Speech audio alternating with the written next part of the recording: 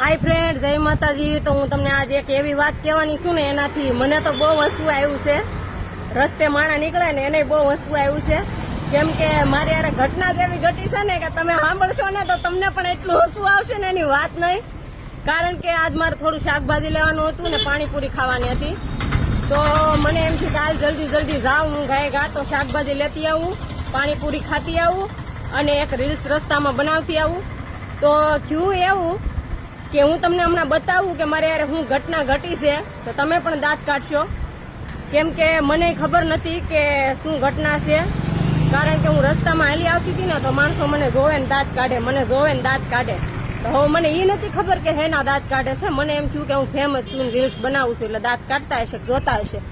પણ એક બાજુમાં એક બેન નીકળ્યા ને તેણે મારા પગ સામું જોઈને દાંત કાઢ્યા, તો મને એમ થયું પગ સામું જોઈને તો હું દાંત કાઢતા હશે। તે મેં કીધું હાલ તો હું જોઉં, પગ સામું જોયું ને, જોયું તો દાંત ન આવતા હોય ને તોય આવે। આ પગમાં અલગ મોજડી, આ પગમાં અલગ મોજડી, જોવો તમે, હું તમને જો ફ્રેન્ડ, બે પગમાં અલગ અલગ મોજડી પહેરી